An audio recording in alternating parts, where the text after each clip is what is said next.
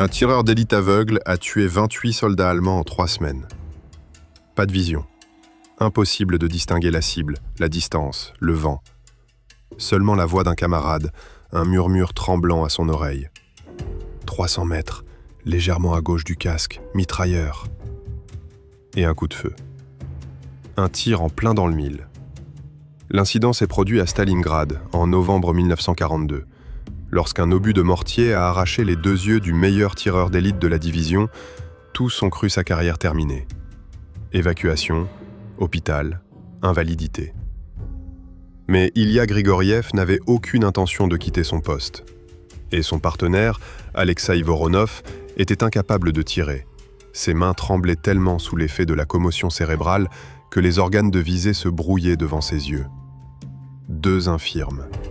L'un aveugle, l'autre incapable de tenir fermement ses mains. Et ils ont trouvé quelque chose qui ne figurait dans aucun règlement de l'armée rouge. Le 8 novembre 1942, à 7h23, Voronov s'appuya contre l'épaule de Grigoriev et lui murmura les coordonnées de la première cible. Grigoriev tourna le fusil de 2 doigts vers la gauche, le leva d'un cheveu et pressa la détente. Un officier allemand est tombé, le crâne fracturé, à 300 mètres de leur position. Au cours des 20 prochains jours, ce duo improbable entrera dans la légende, surnommé par les Allemands le fantôme de Stalingrad. Ils traqueront le même tireur d'élite. Ils ignoreront qu'ils traquent les 2 moitiés d'une même arme. Mais comment un aveugle peut-il tirer avec plus de précision qu'un voyant? Comment peut-on tuer un ennemi sans le voir? Et pourquoi une équipe de contre-tireurs d'élite allemande, composée de 6 des meilleurs tireurs d'élite du Reich, a-t-elle recherché ce fantôme pendant 3 semaines sans parvenir à le trouver? Cette histoire a commencé 2 semaines avant que Grigoriev ne perde la vue, à l'apogée de sa carrière, avec 189 victimes confirmées à son actif, à l'époque où il voyait tout. Le sergent-chef Ilya Andreevitch Grigoriev avait 26 ans. Né à Voronej, il était le fils d'un accordeur de piano. Avant la guerre, Ilya travaillait comme assistant de son père, accordant les instruments dans les écoles de musique et les théâtres. Il possédait l'oreille absolue. Il pouvait déceler la moindre fausse note et entendre lorsqu'une corde était trop détendue d'un micron. Cette même rumeur a fait de lui un tireur d'élite. Grigoriev arriva au front en juillet 1941. Simple fusilier, rien d'exceptionnel. Mais dès son premier combat, il entendit un mitrailleur allemand recharger sa MG34 à 200 mètres de la tranchée. Le clic métallique de la culasse, inaudible pour les autres soldats à cause du grondement de l'artillerie. Grigoriev tira là où le bruit laissait présager la présence du mitrailleur. Il fit mouche. Le commandant de compagnie l'a remarqué. Une semaine plus tard, Grigoriev a été envoyé suivre une formation de tireurs d'élite. En octobre 1942, Ilya Grigoriev était le meilleur tireur d'élite de la 102e division de fusiliers. Il totalisait 189 victimes confirmées. Il participa à 32 opérations de combat, dont 12 à Stalingrad. Grigoriev était méthodique, patient et d'un calme quasi inhumain. Il pouvait rester immobile pendant 8 heures, attendant le moment opportun pour tirer. Il ne tirait jamais 2 fois du même endroit. Son partenaire était le sergent-chef Alexeï Nikolaevitch Voronov, âgé de 23 ans et originaire de Tambov. Avant la guerre, Voronov avait suivi une formation d'instituteur en géographie et avait enseigné pendant 2 ans. C'était un bon tireur, sans être exceptionnel. Ses principales missions étaient l'observation, la sécurité et le réglage des tirs. Voronov tenait un journal pour le duo de tireurs d'élite, où il consignait chaque cible abattue, chaque position, chaque détail de l'opération. Ils ont travaillé ensemble pendant 4 mois. Sur les 189 meurtres commis par Grigoriev, 72 ont eu lieu entre août et octobre 1942, période durant laquelle Voronov est devenu son partenaire permanent.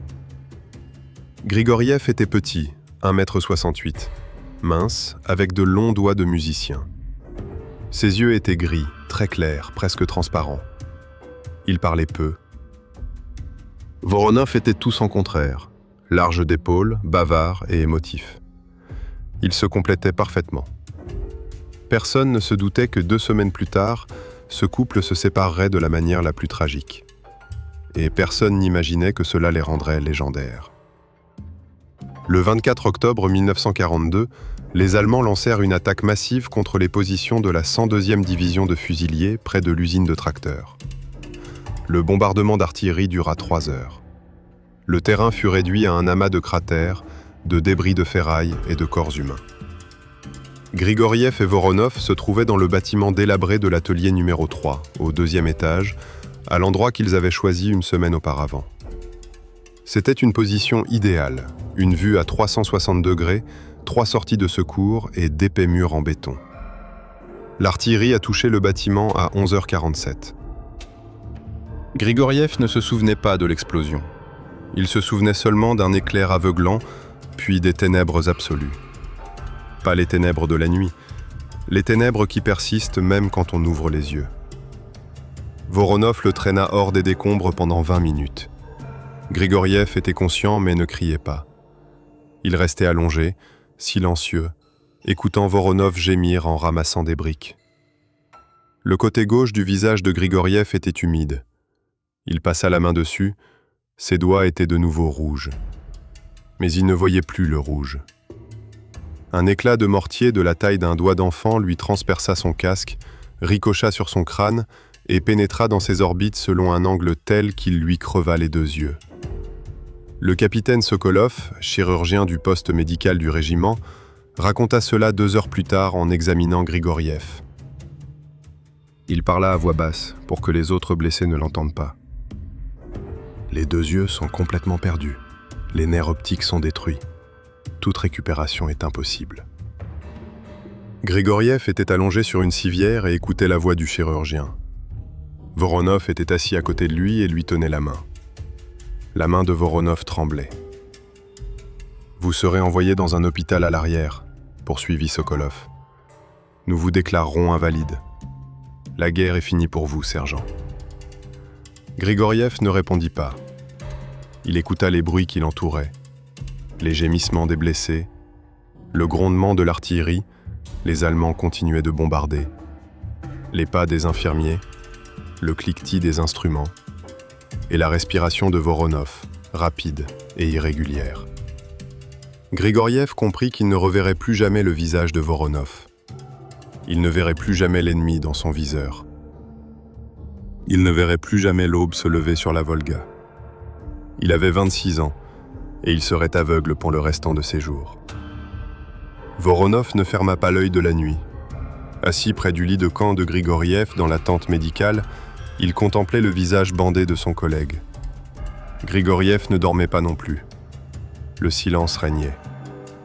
À 3 heures du matin, un nouveau barrage d'artillerie commença. Voronov grimaça, et Grigoriev entendit le cliquetis de la gourde à sa ceinture, un bruit métallique et persistant. « Alexeï, dit Grigoriev, tes mains. » Voronov se tut, puis il expira. « Commotion cérébrale. Quand je te sortais des décombres, mes mains tremblent. Je n'arrive pas à m'arrêter. » Grigoriev tourna la tête en entendant la voix de Voronov. Le bandage qui lui couvrait le visage était épais, mais il sentait le sang pulser à l'endroit où se trouvaient ses yeux. « Montrez-moi, dit Grigoriev. » Voronov prit la main de Grigoriev et la posa sur la sienne. Grigoriev ressentit un léger tremblement, constant et incontrôlable, comme si un faible courant électrique parcourait la main de Voronov. « Je n'arrive pas à tenir le fusil, dit Voronov. La visée est instable. J'ai essayé de tirer en plein jour quand vous étiez inconscient. J'ai raté une cible immobile à 50 mètres. » Ils restèrent silencieux. « Alors je n'ai pas Dieu, dit Grigoriev. Et vous n'avez pas de bras. » « Oui. » « 2 estropiés. » « Oui. » Grigoriev était allongé et écoutait le grondement de l'artillerie. Les Allemands pilonnaient les sols de l'usine. Au loin, on entendait des cris de « Hurrah !» une contre-attaque. Les mitrailleuses tiraient de longues rafales.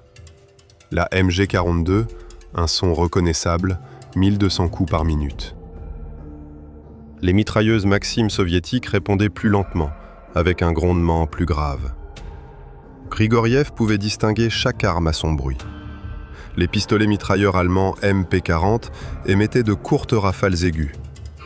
Les PPSH soviétiques, de longues rafales denses. Les fusils Mosin tiraient au coup par coup, avec un bruit sec. Les Mauser allemands étaient un peu plus silencieux et un peu plus lents. Il entendait la guerre, mais il ne la voyait plus. « Alexei, dit Grigoriev, tes yeux vont bien ? » ?»« Oui. »« Vous voyez bien ? » ?»« Je vois parfaitement bien, ma vision est nulle. Et mes mains sont intactes, et elles ne tremblent pas. » Voronov ne comprit pas tout de suite. Grigoriev se retourna au son de sa respiration. « Tu seras mes yeux, dit Grigoriev, et je serai tes mains. » L'idée ne vint pas immédiatement à Grigoriev. Il resta allongé 2 jours au centre médical, et durant tout ce temps, il eut l'esprit vide. Non pas l'obscurité, il l'avait déjà accepté. Le vide. Le sentiment que sa vie s'était arrêtée à 26 ans. Mais la 3e nuit, le 27 octobre, alors que le feu de l'artillerie s'était tu et que le silence régnait sous la tente, Grigoriev surprit une conversation entre 2 infirmiers. Ils se tenaient à 10 mètres de sa couchette, à l'entrée de la tente, et parlaient à voix basse. Il pensait que les blessés dormaient. « Les Allemands nous ont chassés de nos positions près du silo à grains », a déclaré le premier infirmier. « Nos hommes ont reculé de 300 mètres. Les pertes ont été lourdes. »« Les tireurs d'élite étaient-ils en action ?» demanda le second. « Quel tireur d'élite ? Grigoriev est aveugle, Voronov est traumatisé par les bombardements. Les autres sont tués ou blessés. Les Allemands ont 4 équipes de tireurs d'élite dans ce secteur. Ils nous abattent à leur guise. » Grigoriev était allongé et écoutait. Voronov dormait dans le lit voisin. Il n'avait pas été évacué car sa commotion cérébrale était légère et il était encore, en théorie, en service. Mais il ne pouvait pas tirer. Grigoriev se souvenait de leurs 4 mois de travail. Voronov observait aux jumelles, Grigoriev tirait. Voronov disait « 200 mètres, officier, 2 doigts à droite de l'arbre. » Grigoriev visait, ajustait sa carabine et tirait. Un tir en plein dans le mille. Voronov a vu, Grigoriev a tiré. Grigoriev ne voyait plus, mais ses mains étaient intactes. Des mains qui avaient tiré 10 000 coups. Des mains qui connaissaient le fusil Mosin aussi bien que les doigts d'un accordeur de piano connaissent les touches d'un piano. Et Voronov avait des yeux, d'excellents yeux. Sa vision était nulle. Grigoriev se redressa dans son lit. Le bandage qui lui serrait le visage était serré, mais il ne ressentait aucune douleur.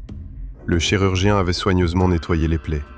« Alexei » appela Grigoriev à voix basse.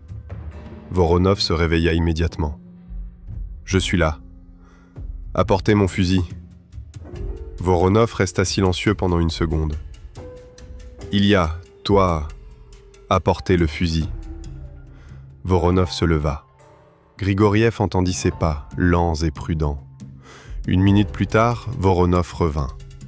Grigoriev entendit un bruit métallique. Voronov avait posé son fusil sur la couchette. Grigoriev tendit les mains. Il trouva le canon, la crosse, la culasse. Un fusil Mosin Nagant, modèle 1941, avec une lunette de visée PU. Son fusil. Il connaissait chaque éraflure sur la crosse, chaque bosse. Grigoriev souleva le fusil. Il l'épaula. Ses mains se repositionnèrent instinctivement. La gauche sous le fût, la droite sur la crosse, l'index sur la détente. Un réflexe. Son corps s'en souvenait. « Alexei, dit Grigoriev, tiens-toi devant moi, à 3 pas. » Voronov se leva. Grigoriev tourna le fusil vers le bruit de sa respiration. Il visa grossièrement. « Où vous situez-vous, exactement ? » ?»« Juste devant vous, 3 pas. » »« Décrivez-le. » Voronov resta silencieux un instant, puis dit « Vous visez ma poitrine, mais le canon est légèrement décalé vers la droite, à environ la longueur d'une paume. » Grigoriev a tourné le canon vers la gauche, lentement, d'1 millimètre. Maintenant, encore un peu à gauche. Encore. Stop. En plein centre. Grigoriev abaissa son fusil. Son cœur battait la chamade. « Vous voyez la cible, » dit Grigoriev. « Vous pouvez me dire où pointer le canon, et je peux maintenir le fusil immobile.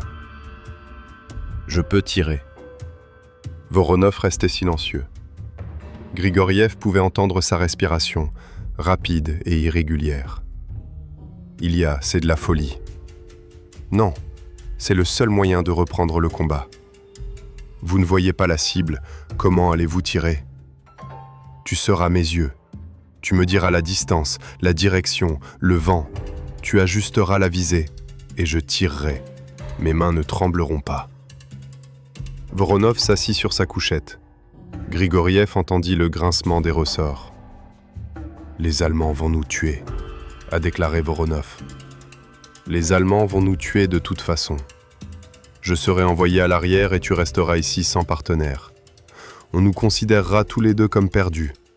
Mais si on essaie... » Grigoriev se tut, puis il reprit. « Nous travaillons ensemble depuis 4 mois. Je connais ta voix. Je peux entendre quand tu es nerveux, quand tu es calme. Tu sais comment je filme. Tu as vu tous les clichés que j'ai pris? Nous pouvons travailler ensemble. » Voronov resta longtemps silencieux. Grigoriev attendait. Derrière la paroi de la tente, les infirmiers discutaient. Quelqu'un gémissait dans son sommeil. Au loin, sur le flanc nord, l'artillerie grondait. « Un seul coup », finit par dire Voronov. « On va tenter un seul coup. Si on rate, c'est fini. Si on touche... » « Nous y arriverons », a déclaré Grigoriev. Le 28 octobre 1942, à 6h30, Grigoriev et Voronov quittèrent le centre médical.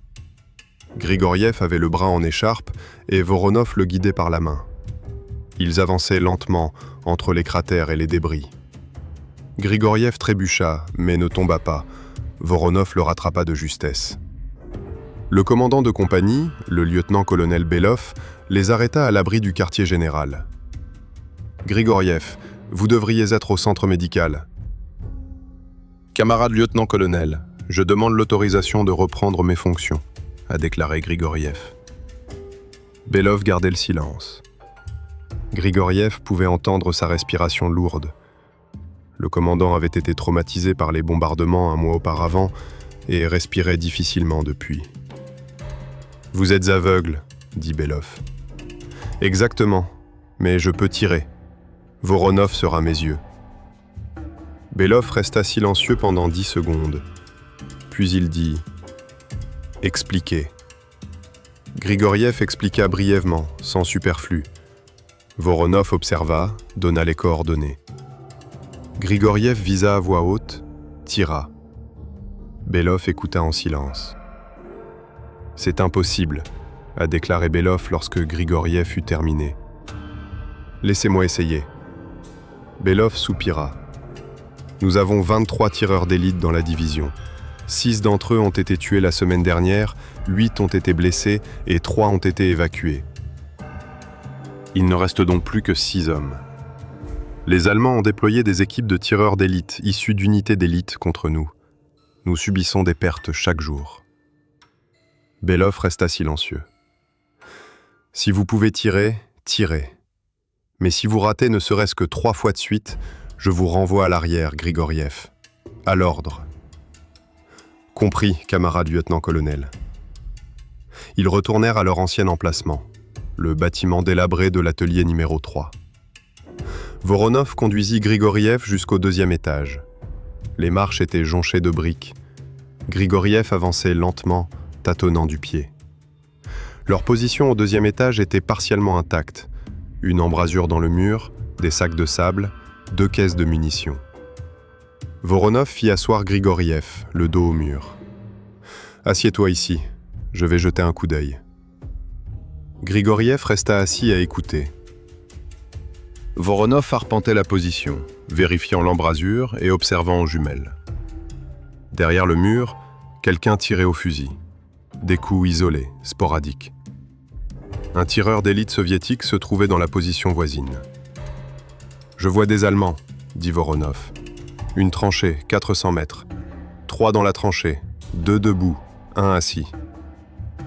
Grigoriev se leva et se dirigea vers l'embrasure.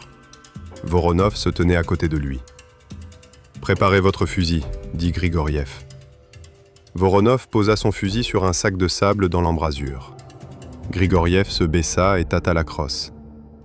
Il s'allongea sur le sol et épaula le fusil. Voronov s'allongea à côté de lui, son épaule contre celle de Grigoriev. « La distance ?» demanda Grigoriev à voix basse.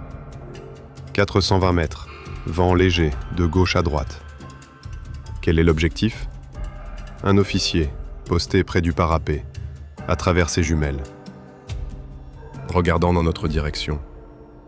Grigoriev a tourné le canon vers la droite, lentement, millimètre par millimètre. « Parlez !»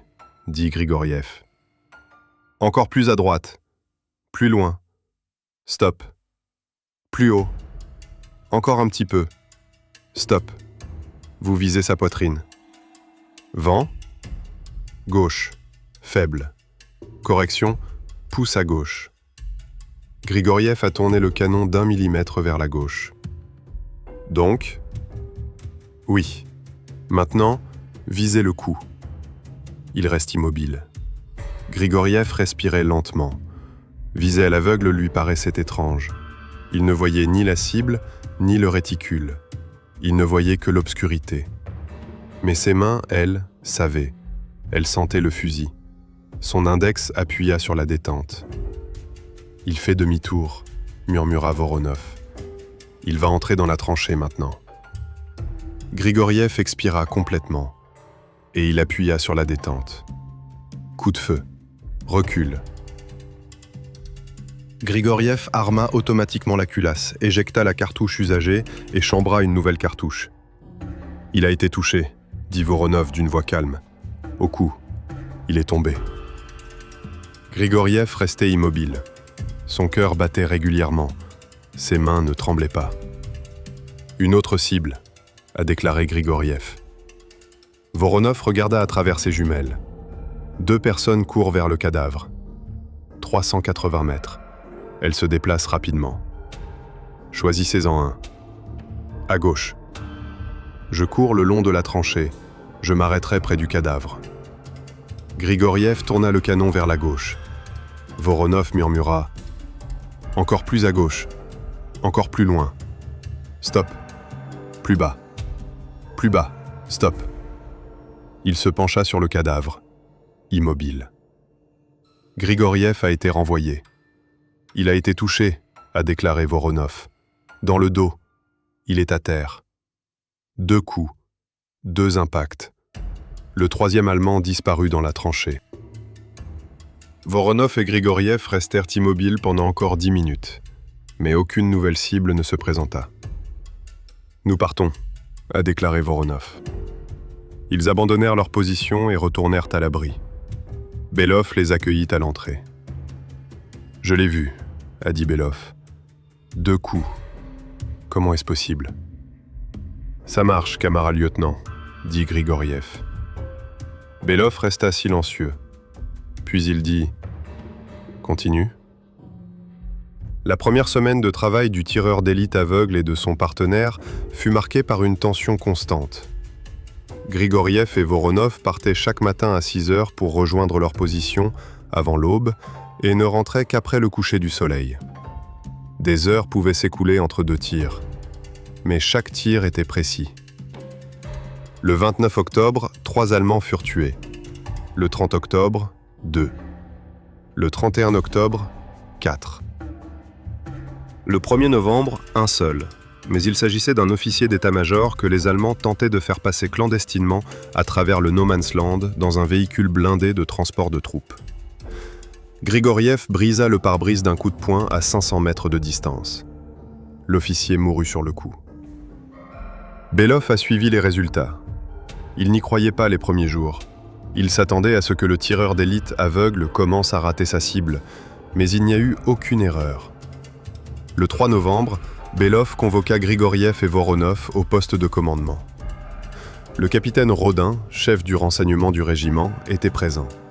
« Sergent Grigoriev, dit Rodin, En 6 jours, vous avez tué 17 Allemands. Tous les tirs ont été confirmés par des observateurs. Comment faites-vous ? Grigoriev se tenait au garde à vous, le visage bandé. Voronov était à proximité. Camarade capitaine, nous travaillerons par paire. Le sergent-chef Voronov observera et dirigera. Je tirerai. Rodin fit le tour de Grigoriev, examinant le bandage sur son visage. Vous ne voyez pas du tout la cible ? Oui, monsieur, je ne vois rien. Et vous avez réussi tous vos coups ? Oui, monsieur. Rodin regarda Belov. C'est impossible d'expliquer ça au commandement de la division. Ils ne me croiront pas. Mais ça fonctionne, a déclaré Belov. Rodin soupira. Les Allemands ont déployé un groupe de tireurs d'élite renforcés contre notre secteur du front. 6 fusiliers, tous issus d'unités d'élite de la Wehrmacht. Ces 2 dernières semaines, ils ont tué 11 de nos tireurs d'élite et 23 de nos soldats réguliers. Nous perdons des hommes chaque jour. Rodin s'approcha de la table et déplia la carte. Voici leur position supposée. Ici, ici et ici. Ils travaillent par équipe de 2. Ils changent de position tous les 2 jours. Très professionnel. Très dangereux. Grigoriev ne vit pas la carte, mais écouta attentivement. « Vous voulez qu'on les traque ?» demanda Grigoriev. « Oui. Si vous parvenez à en détruire ne serait-ce que 2, cela affaiblira considérablement leur groupe. » Grigoriev se tourna vers Voronov. « Alexei ? On peut essayer, a déclaré Voronov. Rodin acquiesça. « Essayez, mais soyez prudents. Ces Allemands ne sont pas des soldats ordinaires. » Ils sortirent de l'abri. Voronov ramena Grigoriev entre les cratères d'obus jusqu'à leur position. Il pleuvait, une pluie froide de novembre. L'eau inondait les tranchées, transformant le sol en boue. « Il y a, dit Voronov lorsqu'ils furent seuls. Les tireurs d'élite allemands ne sont pas de l'infanterie. Ils nous traqueront comme nous les traquerons. Je sais. S'ils repèrent notre position, nous sommes morts. C'est pourquoi nous changerons de position après chaque tir, comme avant. » Voronov resta silencieux. « Tu as déjà vu ça. Tu pouvais choisir ta propre voie d'évasion. Maintenant, je dois te guider, c'est plus lent. » Alors nous nous éloignerons en rampant, lentement mais silencieusement. Ils atteignirent leur position. Grigoriev s'adossa au mur, Voronov commença à armer son fusil. La pluie battait les ruines du toit.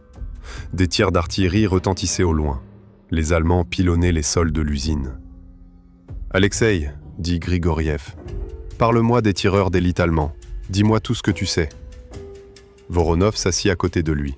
« Ils travaillent par paire. L'un tire, l'autre observe. Ils utilisent des fusils Mauser K98 équipés d'optiques. Leur portée efficace atteint 800 mètres. Ils se camouflent parfaitement. Ils utilisent des capes de camouflage, du maquillage, et parfois ils s'enfouissent dans le sol. Comment les détecter ? Éblouissement des optiques, fumée du coup de feu, mouvement. Mais ce sont des professionnels, ils ne font presque jamais d'erreur. Grigoriev écoutait la pluie. Son oreille absolue était constamment en alerte. Il pouvait distinguer chaque son. Les gouttes tombaient sur le métal, le bois, la pierre. Chaque matière avait sa propre sonorité. « Il faut donc les amener à commettre une erreur », a déclaré Grigoriev. « Comment ? Un leurre. On va créer une fausse cible. Ils vont tirer, on détectera l'éclair, et on ripostera. » Voronov resta silencieux. « C'est dangereux. La guerre est dangereuse. » Le 4 novembre, à 7 heures du matin, ils mirent en place un leurre. Voronov trouva le casque d'un soldat allemand mort, l'empala sur un bâton et le plaça dans l'embrasure d'un bâtiment en ruine voisin, à 50 mètres de leur position réelle. Le casque dépassait de la maçonnerie, comme si un tireur d'élite s'y était posté. Grigoriev et Voronov prirent position au sous-sol du bâtiment numéro 3. La visibilité était bonne, mais la position de tir était inconfortable. Ils devaient tirer par une meurtrière située à un demi-mètre du sol. Ils ont attendu 3 heures. À 10h20, un coup de feu a retenti. Le casque a été projeté hors du bâton. « J'aperçois un éclair », murmura Voronov. 450 mètres, les ruines d'un immeuble en briques, au 2e étage. La fenêtre est à droite. » Grigoriev restait immobile, le fusil déjà pointé dans cette direction. Direction ? Encore un peu à droite. Plus. Stop. Plus haut. Encore. Stop. Est-ce que je vois la cible ? Non, il s'est caché. Mais j'ai aperçu un éclair. La fenêtre est la 3e en partant de la gauche. Il doit être là. Grigoriev déplaça lentement le canon, se concentrant sur la voix de Voronov. Tirer au centre de la fenêtre ? Oui, mais attendez, il pourrait jeter un coup d'œil. Ils attendirent. Grigoriev restait immobile, le doigt sur la détente. Voronov, lui, fixait le vide à travers ses jumelles, sans ciller. 1 minute passa, 2. « Il bouge », murmura Voronov. Il a sorti son fusil. On voit le canon. Il vise notre fausse position. Sa tête est-elle visible ? Non, juste le canon et les mains. Où viser ? Juste à gauche de la fenêtre. Il est allongé derrière le rebord. Si vous tirez là, vous traverserez le mur et vous l'atteindrez. Grigoriev a tourné le canon d'1 millimètre vers la gauche. Donc, oui, tirez. Grigoriev a été renvoyé. Un instant de silence. Puis Voronov expira. Il a été touché. Il est tombé. On voit sa main par la fenêtre. Il ne bouge plus. Ils abandonnèrent immédiatement leur position. Ils rampèrent à travers la cave, puis par la brèche dans le mur et enfin par la tranchée. Ils émergèrent dans l'abri voisin 10 minutes plus tard. Grigoriev était couvert de boue, mais respirait régulièrement. Un tireur d'élite allemand a été neutralisé, a déclaré Voronov lorsqu'ils se sont assis pour se reposer. Il en reste 5, a déclaré Grigoriev. Le soir même, Rodin confirma le meurtre. Des éclaireurs s'approchèrent des ruines de la maison pendant la nuit et découvrirent le corps d'un sous-officier allemand tenant un fusil Mauser. La balle de Grigoriev traversa le mur de briques et atteignit le tireur d'élite en plein cœur. « C'est incroyable », dit Rodin à Belov. Un tireur d'élite aveugle a tué un professionnel allemand à travers un mur. Belov sourit. « Ça ne me surprend plus. Mais les Allemands étaient surpris. Ils avaient perdu l'un de leurs meilleurs tireurs d'élite et ne comprenaient pas comment. Le leur était trop évident. Un tireur d'élite expérimenté n'aurait pas dû se faire prendre. Et pourtant, il s'était fait prendre. Le commandement allemand conclut qu'il était confronté à un tireur d'élite soviétique de premier ordre. Peut-être l'un de ceux qui avaient tué des centaines d'Allemands à Stalingrad. Un tireur d'élite légendaire. Ils ignoraient que le tireur était aveugle. Le 5 novembre, Grigoriev et Voronov abattirent 2 Allemands supplémentaires. Le 6 novembre, 3. Le 7 novembre, un seul. Mais il s'agissait du commandant de l'équipe de tireurs d'élite allemand, le Hauptmann Werner Holz, un vétéran du front de l'Est comptant 312 victimes confirmées à son actif. Holz mourut d'une balle dans la tête, tirée à 620 mètres de distance. Grigoriev tira depuis une tour d'eau en ruine, à 12 mètres de hauteur. Voronov corrigea sa visée en fonction du vent, de l'altitude et de la distance. Le tir fut parfait. Les Allemands commencèrent à paniquer. Le 8 novembre, le commandement allemand déployait un groupe de tireurs d'élite supplémentaires, 4 hommes d'une division SS d'élite, sur ce secteur du front. Leur mission ? Localiser et éliminer le fantôme soviétique. Mais Grigoriev et Voronov continuèrent à travailler. Le 9 novembre, 2 Allemands furent tués. Le 10 novembre, 1. Le 11 novembre, 3. Le 12 novembre, Grigoriev avait à son actif, depuis qu'il avait perdu la vue, 28 victimes confirmées. En ajoutant ses 189 victimes d'avant-guerre, son total s'élevait à 217. Belov les convoqua au quartier général. « Le commandement de la division est au courant de votre travail », a déclaré Belov. « Il n'y croit pas, mais les résultats sont là. 28 cas confirmés en 2 semaines, c'est le meilleur résultat de la division. » Grigoriev resta silencieux. Voronov était à proximité. « Vous avez été nominés pour des prix », poursuivit Belov. « L'ordre de l'Étoile Rouge pour vous 2. Mais il y a un problème. Quoi ? Demanda Grigoriev. Les Allemands savent qu'un tireur d'élite exceptionnel opère ici. Ils vous traquent. Ils ont déployé leurs meilleurs tireurs. Tôt ou tard, ils vous trouveront. Grigoriev acquiesça. Nous savons. Je peux vous ordonner d'arrêter de tirer à vue. Renvoyez-les à l'arrière, sauvez des vies. Inutile, camarade lieutenant, dit Grigoriev. Belov soupira. Je le pensais aussi. Alors je vous ordonne de faire preuve de la plus grande prudence. Changez de position après chaque tir. Ne tirez pas 2 fois du même endroit. Ne restez pas au même endroit plus de 10 minutes après avoir tiré. Compris ? Et une dernière chose, dit Belov après une pause. Si quelque chose arrive, sachez que votre patrie ne vous oubliera pas. Ils sortirent de l'abri. Voronov resta silencieux. Grigoriev perçut sa respiration irrégulière. « Alexeï, dit Grigoriev, as-tu peur ?» Voronov ne répondit pas tout de suite. Puis il dit doucement « Oui, j'ai peur. Des tireurs d'élite allemands nous traquent. Nous prenons des risques tous les jours. Tôt ou tard, la chance nous tournera le dos. » Grigoriev s'arrêta. « Vous pouvez partir. Demandez à être transféré dans une autre unité. Je ne m'en offusquerai pas. » « Non, dit Voronov, je suis vos yeux. Sans moi, vous ne pouvez pas travailler. Sans vous, je ne peux pas filmer. Nous sommes un couple. » Grigoriev posa la main sur l'épaule de Voronov. « Merci. » Ils poursuivirent leur route. La pluie avait cessé, mais il faisait froid. Novembre à Stalingrad était un mois terrible. Vent, boue, un froid glacial. Le 13 novembre, une contre-attaque allemande débuta sur le secteur défensif de la 102e division. L'artillerie pilonna le secteur pendant 3 heures. Puis l'infanterie se lança à l'assaut. 3 bataillons appuyés par des chars.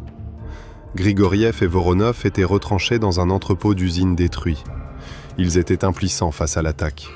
Un fusil de précision est inutile contre un assaut massif. Mais lorsque les tirs d'artillerie se sont tus et que les combats rapprochés ont commencé, Voronov a aperçu la cible. « Il y a, dit-il, un officier allemand. Il commandait l'attaque. À 500 mètres de là, près du char détruit. » Grigoriev s'allongea près de l'embrasure. Montrait le chemin. Voronov donna les coordonnées rapidement, brusquement. Grigoriev visa, ajusta son tir, saisissant l'occasion. Tir.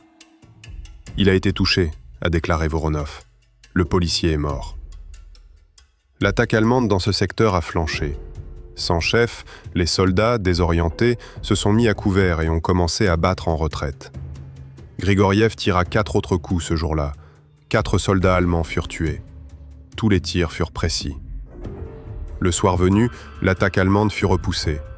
Les pertes soviétiques s'élevaient à 43 morts et 86 blessés. Les pertes allemandes dépassaient les 200 hommes. Belov est venu en personne voir Grigoriev et Voronov dans l'abri des joueurs. La mort d'un officier allemand pendant l'attaque a sauvé tout le flanc, a déclaré Belov. Sans commandant, il n'aurait pas pu percer les défenses. Vous êtes tous les deux des héros. Grigoriev était assis contre le mur, le visage bandé. Voronov se tenait à proximité, les mains tremblantes de tension. « Nous ne faisions que notre devoir, camarade lieutenant », a déclaré Grigoriev. Belov s'assit à côté de lui. « Grigoriev, j'ai combattu pendant 2 ans. J'en ai vu des choses. Mais ce que vous faites est incompréhensible. Un tireur d'élite aveugle qui tire avec plus de précision que ceux qui voient. Comment est-ce possible ?» Grigoriev se tourna vers la voix de Belov.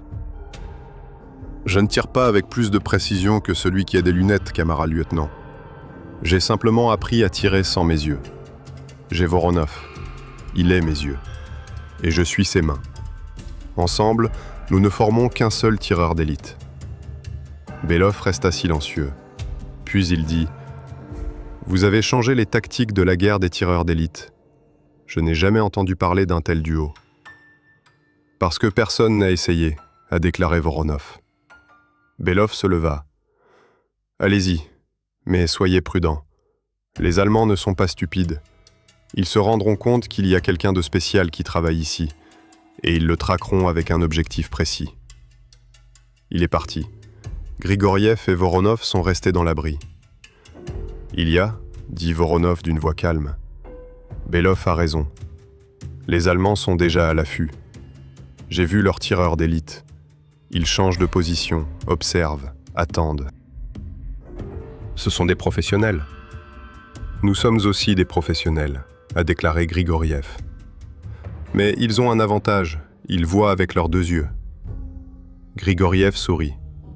Mais j'ai l'oreille absolue, et des mains qui ne tremblent pas, et un partenaire qui voit bien pour nous deux. Voronov resta silencieux, puis il dit « N'as-tu pas peur de la mort ?»« J'ai peur, mais j'ai encore plus peur de vivre comme un infirme aveugle à l'arrière, sachant que je pourrais me battre. Ici, je suis utile. Ici, je suis un tireur d'élite. » Voronov soupira.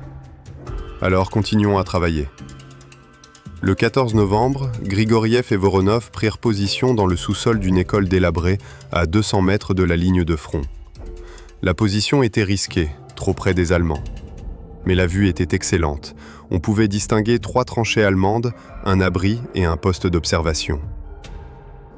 Voronov observait aux jumelles depuis l'aube. Grigoriev était allongé non loin de là, son fusil prêt à tirer. À 8 minutes 30, Voronov aperçut la cible. « Un tireur d'élite allemand », murmura-t-il. À 400 mètres, les ruines d'un immeuble en briques, au 3e étage, la fenêtre est à gauche. Grigoriev se raidit. « Êtes-vous sûr que c'est un tireur d'élite ?»« Oui, je vois bien qu'il regarde dans notre direction. Il cherche. »« Est-ce qu'il nous voit ?»« Je ne crois pas. Nous sommes dans l'ombre, au sous-sol. Mais si nous tirons, il détectera le flash. » Grigoriev réfléchit rapidement. « Combien de temps avons-nous avant qu'il ne trouve une autre cible ? » « Je ne sais pas. Peut-être 1 minute, peut-être 10. »« Alors je tirerai. Montrez-moi le chemin. » Voronov donna les coordonnées. Grigoriev visa. Le canon se déplaça millimètre par millimètre.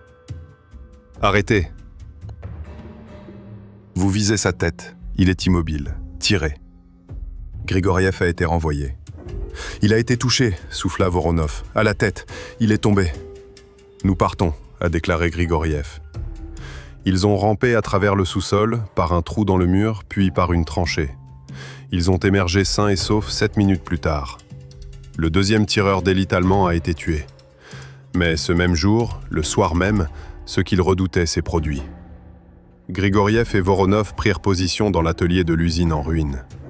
Voronov scruta les alentours aux jumelles, tandis que Grigoriev préparait son fusil. À 16h40, un coup de feu retentit. La balle a frôlé la tête de Voronov à 2 cm.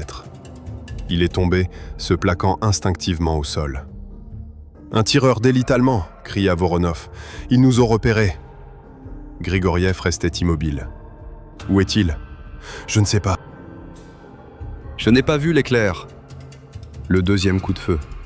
La balle a percuté la maçonnerie au-dessus de la tête de Grigoriev, le recouvrant de débris.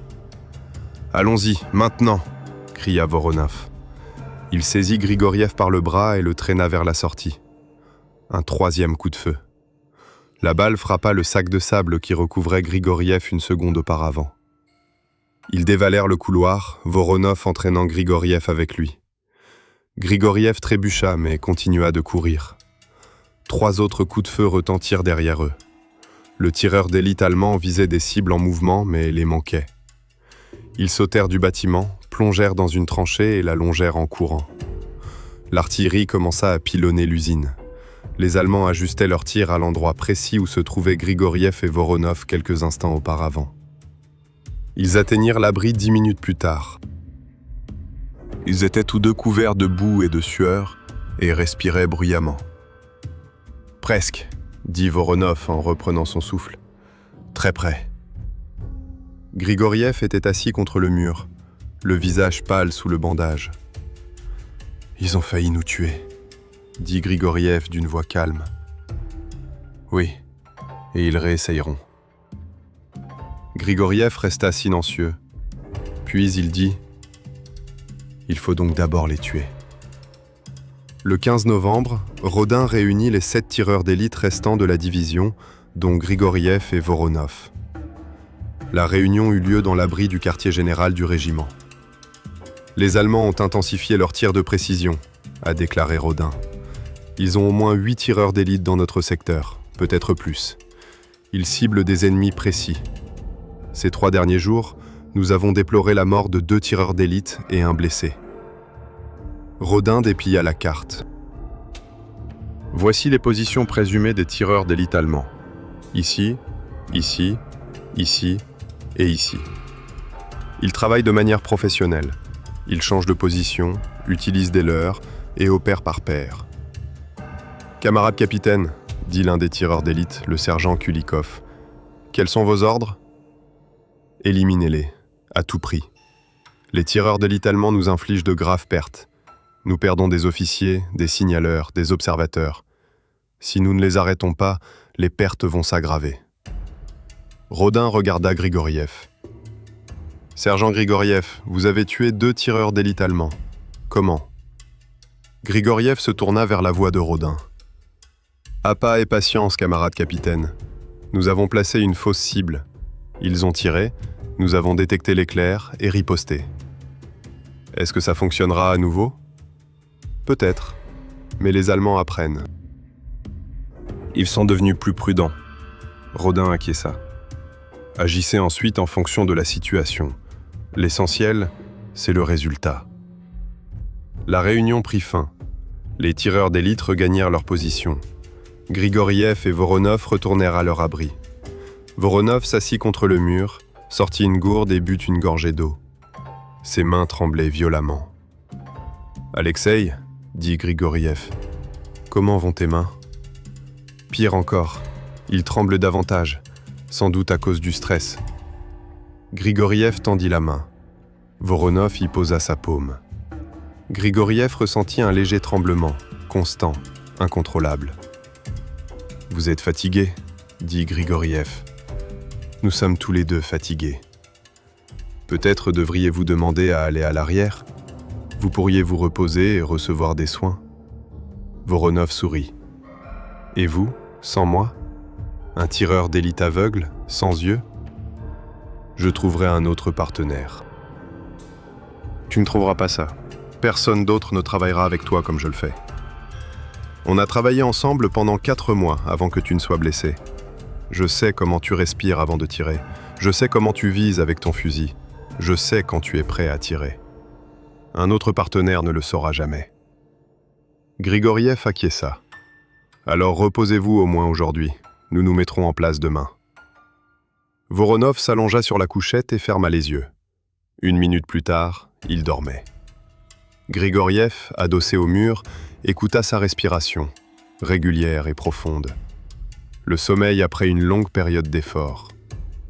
Grigoriev réfléchissait à ce qui pourrait arriver. Des tireurs d'élite allemands étaient à l'affût. Tôt ou tard, ils trouveraient leur position. Tôt ou tard, ils tireraient les premiers. Mais Grigoriev n'était pas prêt à abandonner. Il avait perdu la vue, mais pas sa volonté. C'était un tireur d'élite. Et tant qu'il pourrait tenir un fusil, il continuerait à tirer. Le 16 novembre, une nouvelle phase de leur travail commença. Grigoriev et Voronov passèrent à la chasse nocturne. Les tireurs d'élite allemands travaillaient le jour. Ils se reposaient la nuit, persuadés qu'il était impossible de tirer dans l'obscurité. Mais Grigoriev n'avait pas besoin de lumière. Il était aveugle. Pour lui, le jour et la nuit ne faisaient qu'un. Voronov, en revanche, pouvait distinguer des silhouettes dans l'obscurité, surtout lorsque les Allemands allumaient des feux ou fumaient. Ils ont repéré leur première cible nocturne à 22 heures. Un soldat allemand fumait à l'entrée d'un abri, à 300 mètres de la position de Grigoriev et Voronov. Voronov murmura les coordonnées. Grigoriev visa, tire, touché. Les Allemands ne parvenaient pas à déterminer d'où provenaient les tirs. Ils se mirent à couvert et commencèrent à tirer au hasard dans l'obscurité. Mais Grigoriev et Voronov avaient déjà quitté leur position. Le 17 novembre, 2 cibles nocturnes. Le 18 novembre, 3. Les Allemands commencèrent à craindre l'obscurité. Le 19 novembre, le commandement allemand ordonna l'interdiction de faire du feu, de fumer et de quitter les abris la nuit.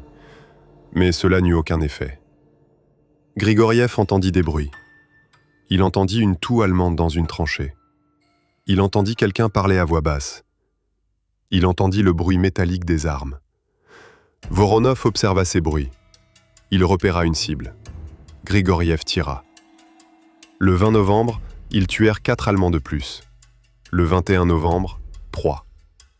Le score total de Grigoriev depuis qu'il a perdu la vue a atteint 38. Mais le 22 novembre, un événement inattendu se produisit. Le 22 novembre 1942 débuta par un matin glacial. La température chuta à moins 8 degrés Celsius. La Volga commença à geler. Grigoriev et Voronov prirent position dans un château d'eau délabré, à une hauteur de 15 mètres, d'où ils bénéficiaient d'une excellente vue sur les positions allemandes. Voronov scruta l'horizon aux jumelles. Grigoriev était allongé non loin de là, son fusil prêt à tirer. « Je vois un groupe d'Allemands », dit Voronov. « 6, à 500 mètres. Ils discutent. On dirait des officiers. Choisissez une cible. Central, grand, vêtu d'une cape. On dirait un officier supérieur. » Grigoriev pointa son fusil. Voronov a ajusté son objectif. « Arrêtez, vous visez sa poitrine. Il reste immobile. » Grigoriev a été renvoyé. « Compris, » dit Voronov. « Quant aux autres, faites profil bas. » Grigoriev rechargé. « Une autre cible ? Oui, à gauche. » Je cours vers le cadavre. 480 mètres. Grigoriev visa, tira, toucha la cible. Le 3e Allemand riposta. Des balles atteignirent le mur de la tour située en contrebas de leur position. « Ils nous ont repérés, » dit Voronov. « Partons. » Ils commencèrent à descendre l'escalier. Voronov guidait Grigoriev en lui tenant la main. Et puis un coup de feu a retenti. Voronov frissonna et s'arrêta. Grigoriev sentit la main de Voronov tressaillir. « Alexeï » dit Grigoriev. Voronov ne répondit pas. Il s'assit lentement sur la marche de l'escalier. « Alexeï » Grigoriev tâta l'épaule de Voronov. Sa main était mouillée. Du sang. « Touché » croassa Voronov. « À l'épaule. » Grigoriev s'agenouilla près d'elle et palpa la blessure. La balle l'avait touché à l'épaule gauche et l'avait traversée. « Pouvez-vous marcher ?»« Oui, à l'aide. » Grigoriev souleva Voronov et passa son bras autour de sa taille. Ils descendirent lentement les escaliers, Voronov appuyé sur Grigoriev. Le 2e coup de feu retentit alors qu'il se trouvait à 5 mètres du sol. Voronov eut un sursaut et tomba. Grigoriev sentit le corps de Voronov s'affaisser dans ses bras. Il s'agenouilla près de lui et palpa sa poitrine. Il y avait un trou. Un grand trou humide. « Alexeï » appela Grigoriev. Voronov haletait. Son souffle gargouillait, signe que la balle lui avait effleuré le poumon. « Il y a » murmura Voronov. « S'en aller. »« Non, je vais te sortir de là. Vous n'aurez pas le temps. Ils sont en train de tirer. » Le 3e coup. La balle a touché la marche à côté de Grigoriev. Grigoriev serra Voronov dans ses bras et tenta de le soulever. Mais son corps était lourd et inerte. « Il y a » croassa Voronov. « Écoute, le fusil. Prends-le. Tais-toi. Garde tes forces. Prenez le fusil et allez-y. Vous êtes indispensable à la division. » Le 4e coup de feu. La balle a touché le mur de la tour au-dessus de leur tête. Grigoriev comprit qu'il n'aurait pas le temps d'éliminer Voronov. Le tireur d'élite allemand l'avait en ligne de mire. La prochaine balle serait précise. Mais Grigoriev ne pouvait pas abandonner son partenaire. « Alexeï, attends, j'appelle les ambulanciers. » Voronov rit d'une voix rauque. « Ils n'y arriveront pas à temps. le sens. C'est la fin. Non! Ilya, tu es le meilleur tireur d'élite que j'ai jamais connu, même sans yeux. Tu as tué 28 Allemands, aveugles.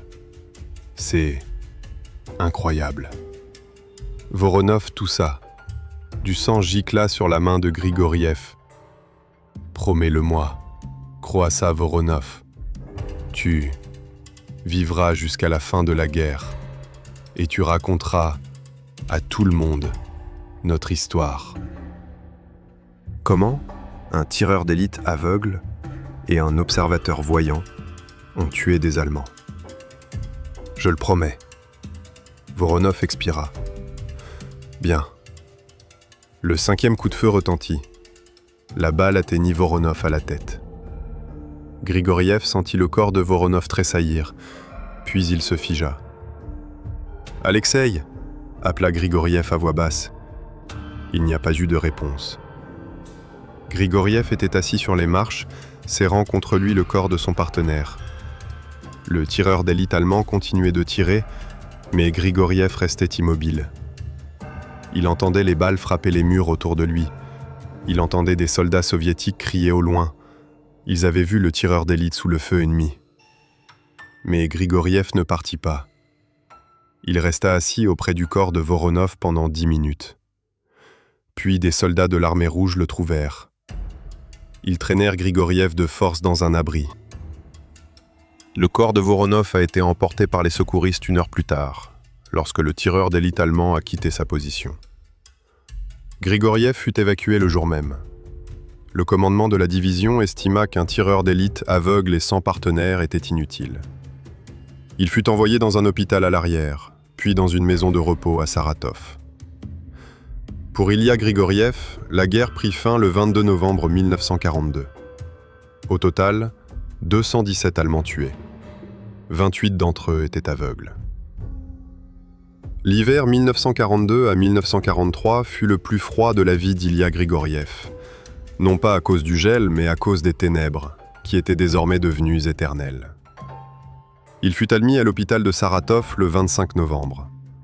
Les médecins examinèrent ses blessures, retirèrent les anciens bandages et en posèrent de nouveaux. Le chirurgien, un homme âgé à la voix lasse, confirma ce que Grigoriev savait déjà. La restauration de la vision est impossible. Les 2 globes oculaires sont complètement détruits. Les nerfs optiques sont endommagés de façon irréversible. Grigoriev hocha la tête. Allongé sur son lit d'hôpital, il écoutait les bruits qui l'entouraient.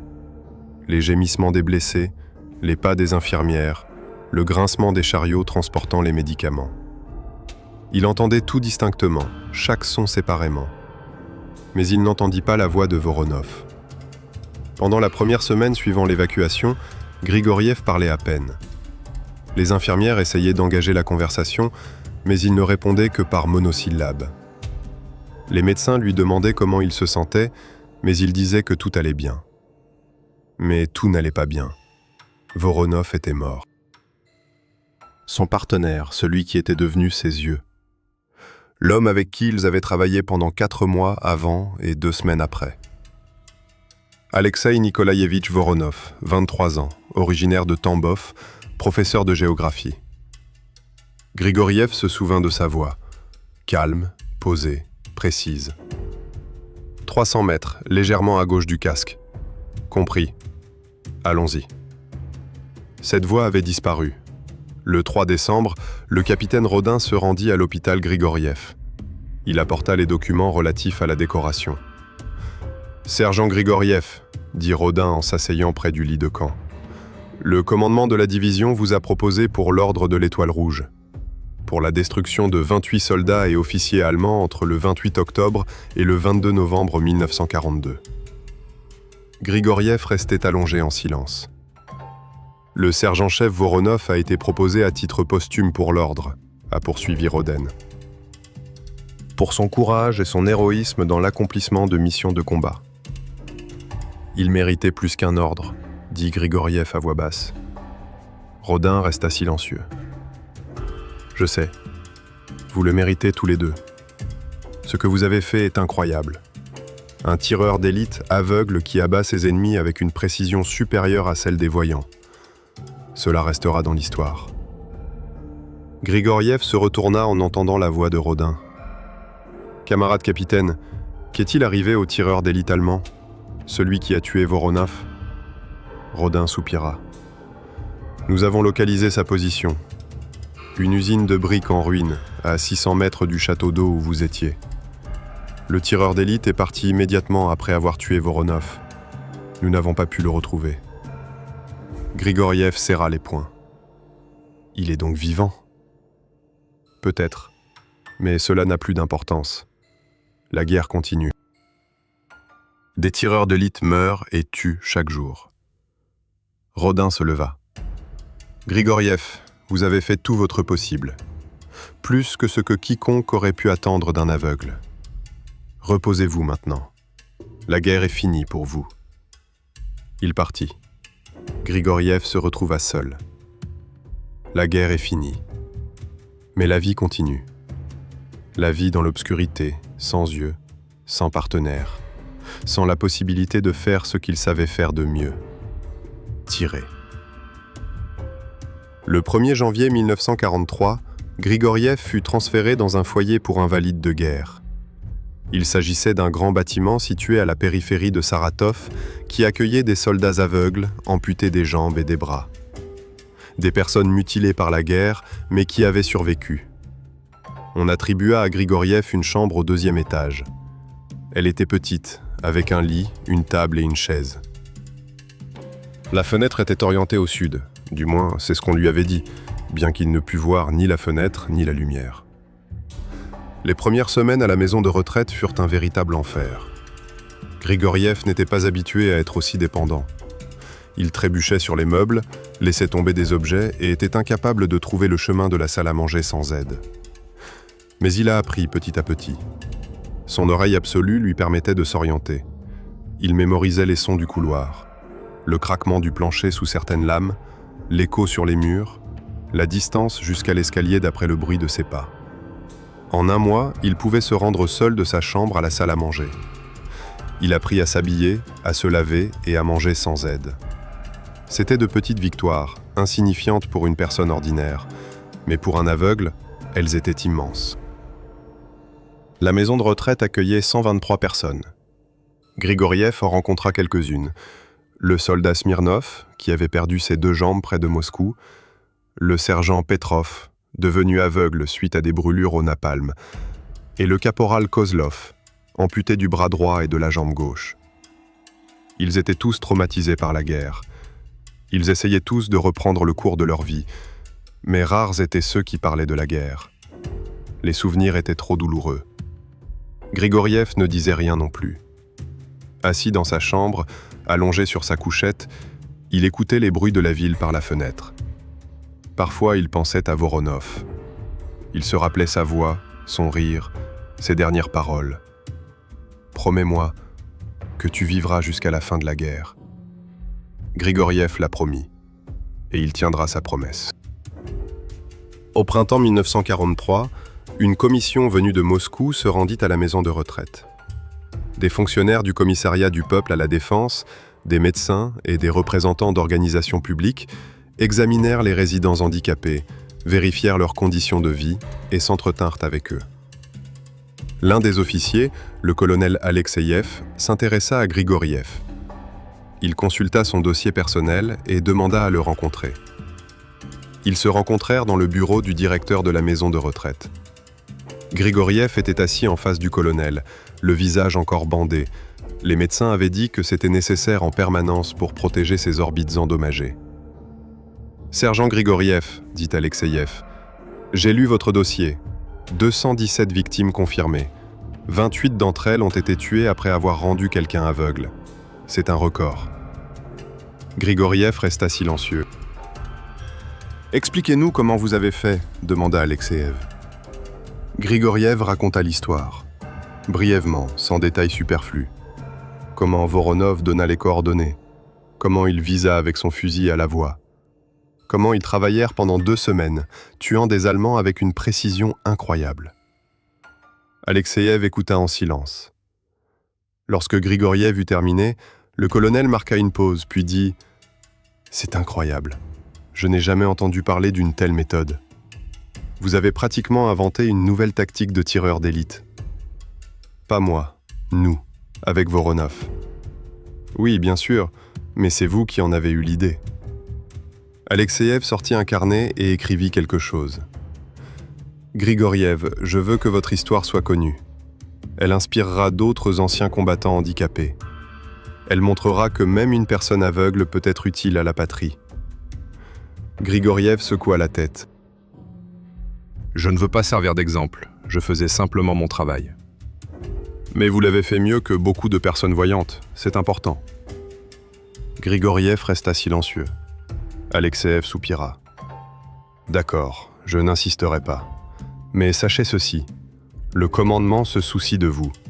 Si vous avez besoin d'aide, n'hésitez pas à demander. » Il partit. Grigoriev resta seul dans le bureau. Il ne voulait pas servir d'exemple. Il ne voulait pas qu'on parle de lui dans les journaux ou à la radio.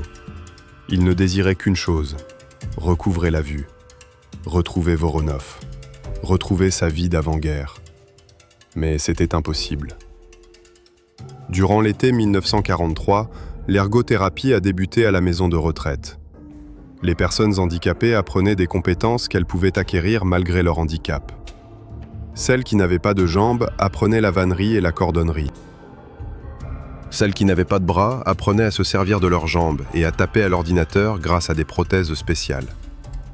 On enseignait la musique aux aveugles. On proposa à Grigoriev des leçons de piano. Il refusa d'abord. La musique lui rappelait sa vie d'avant-guerre, son père, son travail d'accordeur de piano et un monde qui n'existait plus. Mais la professeure de musique, une femme âgée nommée Anna Vassilievna, a insisté. « Tu as l'oreille absolue, dit-elle. C'est un don rare. Il ne faut pas le gaspiller. » Grigoriev s'est rendu. La première leçon fut difficile. Grigoriev s'assit au piano, posant ses doigts sur les touches. Des doigts qui avaient tenu un fusil, qui avaient tué. À présent, il devait créer de la musique. Anna Vassilievna a commencé par les choses simples, gamme, exercice, mélodie de base. Mais Grigoriev l'a surpris. Ses doigts étaient souples, précis et rapides. La mémoire musculaire d'un tireur d'élite, la capacité de contrôler chaque mouvement, lui permit d'atteindre son objectif. Au bout d'un mois, il jouait déjà des morceaux simples. En 3 mois, des œuvres complexes. La musique devint son salut. Lorsqu'il jouait, il ne pensait ni à la guerre, ni à Voronov, ni aux ténèbres. Il n'entendait que des sons, des notes, une harmonie. Un jour, Anna Vassilievna lui a dit « Ilya, tu as du talent. Tu pourrais devenir musicien professionnel. » Grigoriev sourit. Un musicien aveugle et handicapé ? Pourquoi pas ? L'histoire regorge de personnes comme ça. Tu peux enseigner, accorder des instruments, jouer en concert. Grigoriev y réfléchit. Peut-être est-ce là sa nouvelle vie. La musique plutôt que la guerre. Un clavier plutôt qu'un fusil. Des notes plutôt que des coups de feu. Le 9 mai 1945, la guerre prit fin. Grigoriev apprit la nouvelle à la radio, dans la salle à manger de la maison de retraite. Le présentateur annonçait la capitulation de l'Allemagne. Victoire. Autour de Grigoriev, les gens pleuraient, s'embrassaient et criaient « Hurrah !» Il restait assis tranquillement, écoutant la joie qui l'entourait. La guerre était finie. Mais pour lui, elle s'était déjà terminée le 22 novembre 1942, lorsqu'une balle allemande avait tué Voronov. Ce soir-là, Grigoriev était assis seul dans sa chambre. Dehors, la musique résonnait et les gens fêtaient l'événement dans les rues. Saratov exultait. Grigoriev se souvenait de Voronov, de sa voix, de son rire, de ses dernières paroles. « Promets-moi que tu vivras jusqu'à la fin de la guerre. » Grigoriev a vécu pour le voir. La promesse a été tenue. « Et tu parleras de nous à tout le monde. » Il n'a pas encore tenu cette promesse. À l'automne 1945, Grigoriev fut invité au conservatoire de Saratov. Anna Vassilievna le recommanda comme un musicien talentueux doté de l'oreille absolue. Grigoriev réussit l'audition. La commission fut stupéfaite. Cet homme aveugle, invalide de guerre, jouait Chopin et Bach comme s'il pouvait voir les notes. Il fut admis à la faculté de pédagogie, non pas comme étudiant, mais comme enseignant. Il avait 29 ans, était aveugle, mais possédait une ouïe exceptionnelle. Grigoriev a commencé à enseigner en 1946. Il apprenait à ses élèves à écouter la musique, à discerner les subtilités du son, à sentir quand une note est fausse.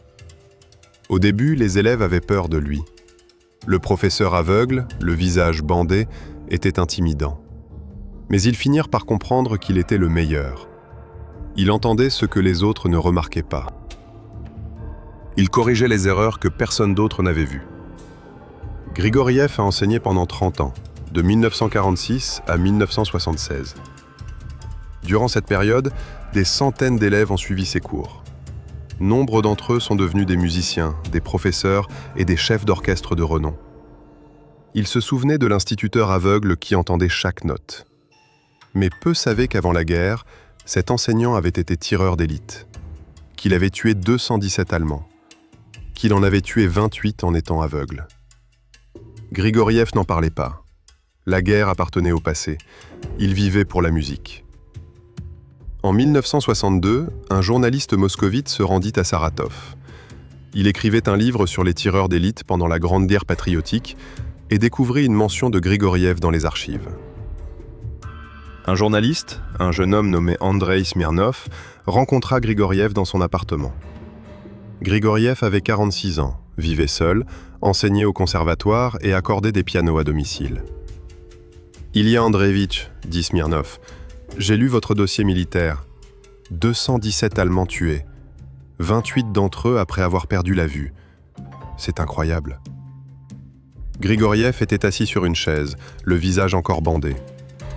Il écoutait la voix de Smirnov, jeune et captivé. « Expliquez-nous comment vous avez fait » a demandé Smirnov. Grigoriev raconta l'histoire. Pour la première fois en 20 ans, il la raconta dans son intégralité. L'histoire de Voronov. Leur mode de fonctionnement. Les 28 meurtres commis par l'aveugle. La bataille finale, où Voronov trouva la mort. Smirnov écouta sans interrompre. Lorsque Grigoriev eut terminé, le journaliste resta silencieux pendant plusieurs minutes. « Il faut que cela soit publié », a finalement déclaré Smirnov. « Les gens doivent connaître cette histoire. » Grigoriev secoua la tête. « Pourquoi ? La guerre est finie il y a 17 ans. Pourquoi remuer le passé ? Parce que c'est héroïque. Parce que c'est un exemple de courage incroyable. Parce que la jeune génération doit se souvenir du prix de la victoire. » Grigoriev resta silencieux. « Si vous publiez, ne vous contentez pas d'écrire sur moi. Écrivez sur Voronov. Il était mes yeux. Sans lui, je n'aurais pas pu tuer un seul aveugle allemand. Il est un héros au même titre que moi. Je vous le promets, a déclaré Smirnov. Le livre de Smirnov a été publié en 1964. Il s'intitulait « Les tireurs d'élite de Stalingrad ». Un chapitre était consacré à Grigoriev et Voronov. Smirnov a décrit leur travail en détail. Comment un tireur d'élite aveugle et un observateur voyant abattaient des Allemands. Comment ils changeaient de position. Comment ils traquaient les tireurs d'élite allemands. Et comment Voronov est mort en couvrant Grigoriev. Le livre connut un grand succès. Grigoriev fit la une des journaux. Il fut invité à participer à des émissions de radio et de télévision. Grigoriev déclina la plupart des invitations. Il ne recherchait pas la gloire. Il voulait seulement que l'on se souvienne de Voronov. Il a toutefois accordé une interview à la chaîne Centrale Télévision dans le cadre d'une émission consacrée aux anciens combattants. Grigoriev était assis devant la caméra, le visage recouvert d'un bandage. Le journaliste posait des questions. « Ilya Andreevitch, comment avez-vous fait pour tirer sans voir la cible ?» J'écoutais la voix de mon partenaire. Voronov était mes yeux. Il donnait les coordonnées, je pointais le fusil. Nous travaillions comme un seul homme. N'avais-tu pas peur de rater ta cible ? J'avais peur, à chaque fois. Mais mes mains ne tremblaient pas. Je faisais confiance à Voronov. et il me faisait confiance. Qu'avez-vous ressenti à la mort de Voronov ? Grigoriev resta longtemps silencieux. Puis il dit doucement : « J'ai perdu bien plus qu'un partenaire. J'ai perdu un ami, un frère. L'homme qui est devenu mes yeux quand je suis devenu aveugle. Sans lui, j'aurais été un infirme impuissant. Avec lui, j'étais un tireur d'élite. » Te souviens-tu de ces dernières paroles ? Je me souviens de chaque mot. Promets-moi que tu vivras jusqu'à la fin de la guerre et parle de nous à tout le monde. Je l'ai promis et j'ai tenu ma promesse. L'interview fut diffusée dans toute l'Union soviétique. De millions de personnes virent le vétéran aveugle parler de la guerre, de l'amitié et de l'héroïsme. Après cet entretien, Grigoriev a reçu des centaines de lettres émanant d'anciens combattants, de jeunes et d'écoliers. Ils écrivaient que son histoire était une source d'inspiration, qu'elle prouvait qu'une personne pouvait surmonter n'importe quel obstacle. Grigoriev répondit à certaines lettres. Il écrivit que ce n'était pas lui le héros. Le héros, c'était Voronov, l'homme qui avait sacrifié sa vie pour protéger son collègue aveugle. En 1975, Grigoriev reçut une invitation à une soirée de gala à Volgograd, ville autrefois connue sous le nom de Stalingrad. L'événement était dédié au 30e anniversaire de la victoire de la bataille de Stalingrad. Des vétérans et des participants à la bataille étaient invités. Grigoriev arriva. Il avait 59 ans. Il portait toujours un bandage sur le visage, enseignait toujours la musique et vivait toujours seul. Des centaines d'anciens combattants s'étaient réunis pour l'événement. Grigoriev, assis dans l'assistance, écoutait les discours et les témoignages. On lui a ensuite demandé de prendre la parole. Grigoriev monta sur l'estrade. Le silence se fit dans la salle. « Camarades vétérans », commença Grigoriev, « je n'ai pas préparé de discours.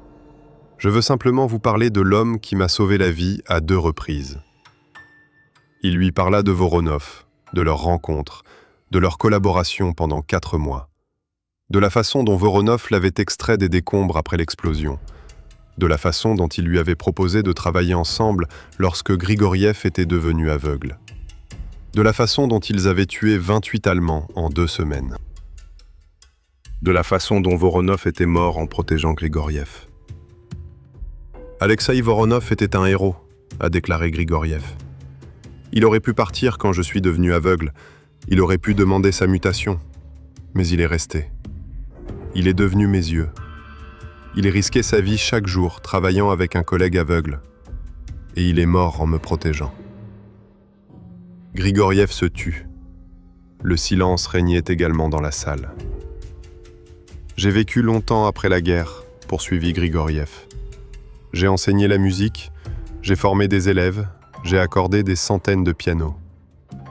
Mais pas un seul jour je n'ai oublié Voronov, sa voix, son rire, ses dernières paroles. » Grigoriev baissa la tête. « J'ai survécu. Lui, non. C'est injuste. Il méritait de vivre plus que moi. Il était jeune, talentueux, gentil. Il avait 23 ans.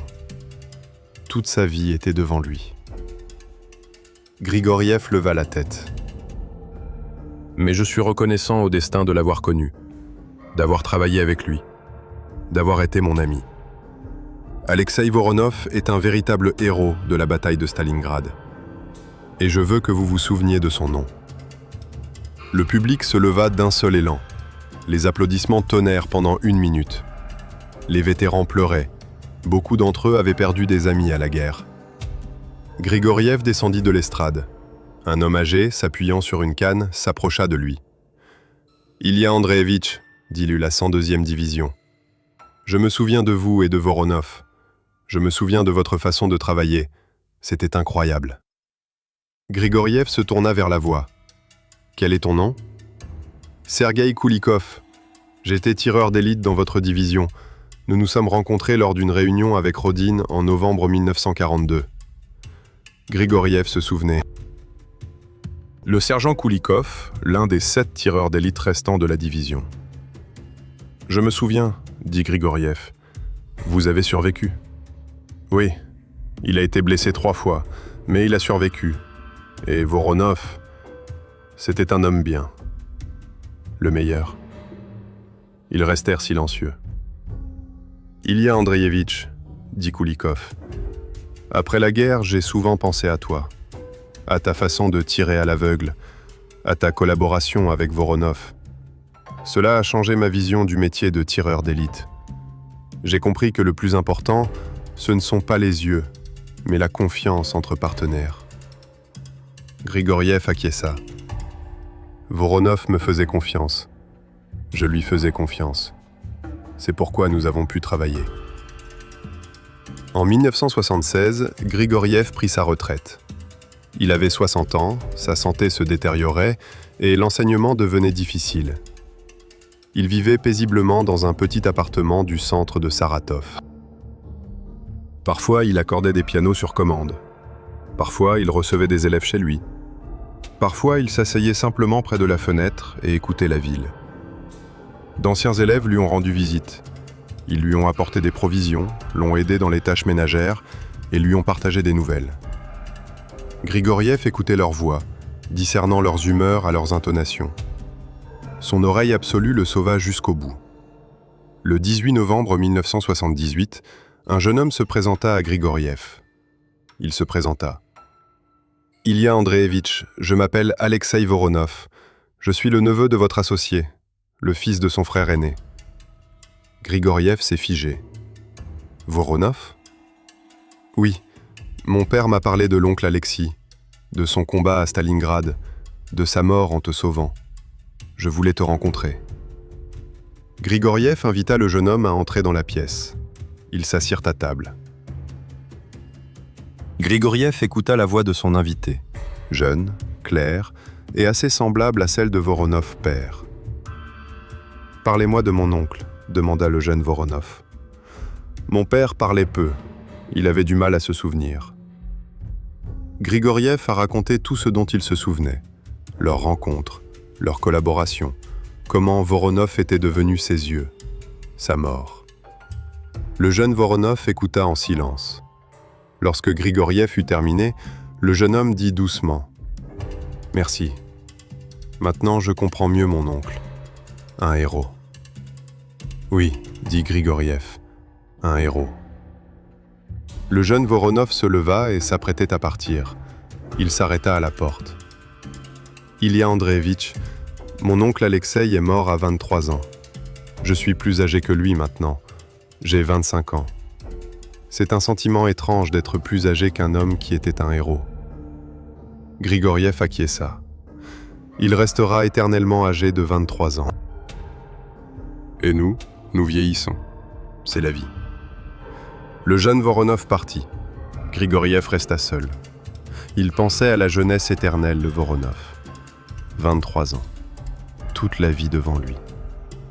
Mais la guerre lui avait volé cette vie. Grigoriev vécut jusqu'à 62 ans. Il mena une vie que Voronov n'eut jamais. Il enseigna à des étudiants, il accorda des pianos, il écouta de la musique. C'était sa victoire sur la guerre. Il a survécu. Il a vécu.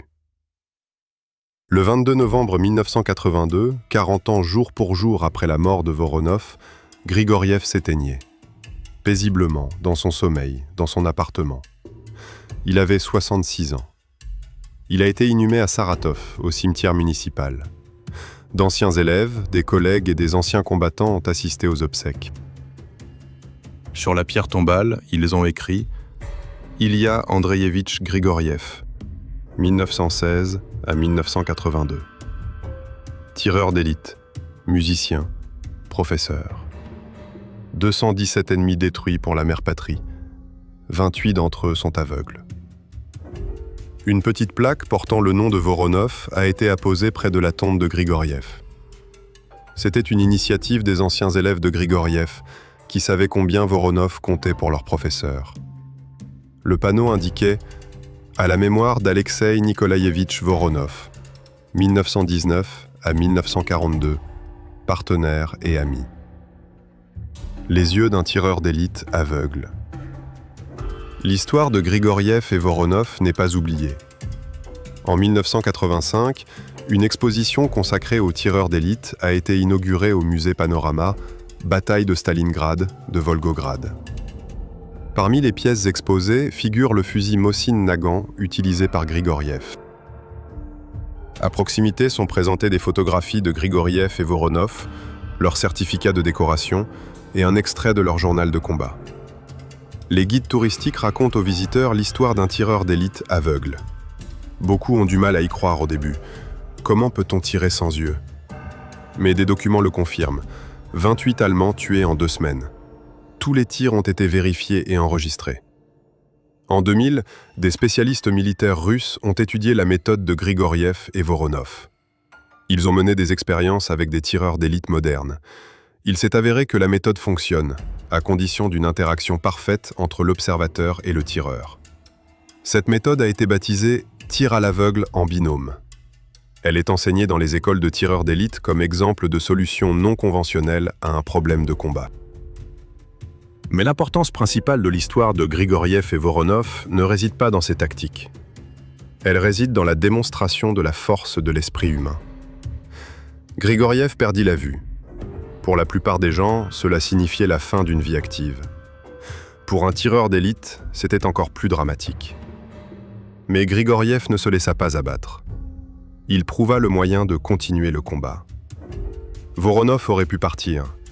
Travailler avec un collègue aveugle était dangereux, inconfortable et risqué. Mais Voronov est resté. Il est devenu les yeux de son ami. Il a sacrifié sa vie pour le protéger.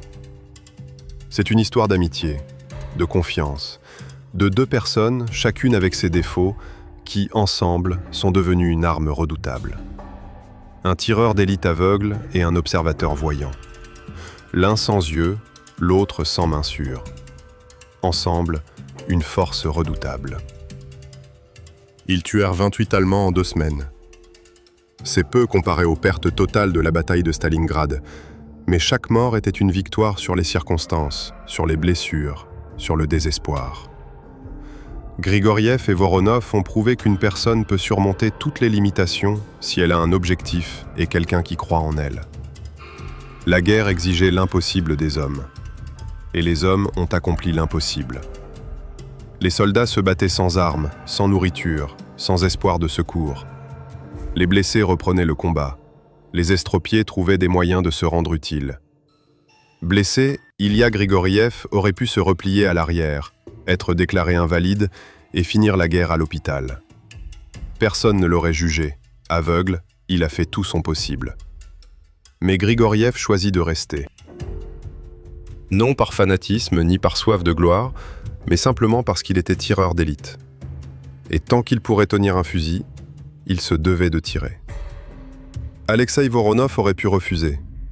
Travailler avec un partenaire aveugle n'est encadré par aucune réglementation. Cela aurait été du suicide. Tôt ou tard, ils auraient été tués. Mais Voronov choisit de rester. Car Grigoriev n'était pas seulement un associé, c'était un ami. Un frère. Un homme avec qui Voronov avait passé 4 mois de guerre. Leur méthode était unique. Personne n'avait jamais tenté de photographier de cette façon auparavant. Rares sont ceux qui l'ont reproduite depuis. Elle exigeait une confiance particulière, une compréhension mutuelle hors du commun. Grigoriev et Voronov l'ont créée au cours de 4 mois de travail commun avant que Grigoriev ne soit blessé. Ils l'ont ensuite perfectionné pendant les 2 semaines de travail qui ont suivi sa blessure. 28 Allemands tués sont le fruit de leur confiance. Chaque tir était un acte de foi. Voronov faisait confiance à Grigoriev pour tirer avec précision. Grigoriev faisait confiance à Voronov pour lui fournir les coordonnées exactes. Ils n'ont commis aucune erreur. Ils n'ont jamais raté leur cible. 28 tirs, 28 réussites. Ce n'est pas de la magie, c'est du professionnalisme, c'est du talent. C'est ce qui distingue un bon tireur d'élite d'un excellent tireur. Grigoriev était déjà un excellent tireur d'élite avant d'être blessé. Mais il est devenu véritablement exceptionnel après, lorsqu'il a prouvé qu'il pouvait tirer à l'aveugle. Voronov n'était pas un tireur d'élite. Ses mains tremblaient et il n'arrivait pas à atteindre sa cible. Mais c'était un observateur hors pair. Son regard était plus perçant qu'une lunette de visée. Ses relevés de coordonnées étaient plus précis que ceux des instruments de mesure. Ensemble, ils étaient invincibles. Jusqu'à ce qu'une balle allemande ôte la vie à Voronov. Après la guerre, Grigoriev vécut encore 37 ans. Une vie longue et bien remplie. Il enseigna, accorda des instruments et donna des concerts pour les anciens combattants. Mais chaque année, le 22 novembre, jour anniversaire de la mort de Voronov, Grigoriev se rendait au monument aux morts du cimetière municipal de Saratov. Il restait là, silencieux, le visage bandé, à écouter le vent. Il se souvenait de la voix de Voronov, chaque intonation, chaque mot. 300 mètres, légèrement à gauche du casque. J'ai compris. Nous partons. Promets-le-moi. Grigoriev tint sa promesse. Il parla de Voronov. Il évoqua son nom dans ses mémoires, publiés à titre posthume. Il parla de lui dans des interviews. Il le mentionna à chaque rencontre avec des vétérans. Le nom d'Alexeï Voronov reste gravé dans les mémoires. On se souvient de lui comme d'un héros de la bataille de Stalingrad, comme de celui qui devint les yeux d'un tireur d'élite aveugle, comme d'un ami qui sacrifia sa vie pour son camarade. Certaines écoles de tireurs d'élite en Russie affichent au mur une photo de Grigoriev et Voronov. Sous la photo figure la légende « La confiance est le fondement d'une paire de tireurs d'élite ». Voici la leçon que Grigoriev et Voronov ont enseignée à tous les futurs tireurs d'élite. Ce n'est pas la technique qui compte. Ce n'est pas l'équipement. Ce n'est même pas la précision. La confiance est importante. Quand une personne confie sa vie à une autre, elle devient invincible. Grigoriev faisait confiance à Voronov pour être ses yeux. Voronov faisait confiance à Grigoriev pour être ses mains. Ensemble, ils formaient l'arme parfaite. L'un est aveugle, l'autre a les mains tremblantes. Au total, 217 ennemis tués. 28 d'entre eux, l'un ayant perdu la vue et l'autre l'usage de sa main. Cela ne s'explique pas par la logique. Seule la foi peut l'expliquer. La foi en votre partenaire, la foi en vous-même, la foi qu'ensemble, ils sont plus forts que séparés. La guerre s'est terminée en 1945, mais les leçons de la guerre perdurent. Ilya Grigoriev et Alexeï Voronov sont l'un de ces exemples. Une leçon sur la façon dont une personne peut surmonter toutes ses limites, que l'amitié est plus forte que la mort, que la confiance est plus importante que la vue. Un tireur d'élite aveugle qui abattait ses ennemis avec une précision supérieure à celle des tireurs voyants. Un observateur voyant devenu les yeux d'un ami. 28 coups de feu, 28 vies ennemies, 28 preuves que l'impossible est possible. S'il y a la foi, s'il y a la confiance, s'il y a quelqu'un qui croit en vous même quand vous avez cessé de croire en vous-même. Tels étaient Grigoriev et Voronov. C'est ainsi qu'ils resteront dans l'histoire, pour toujours.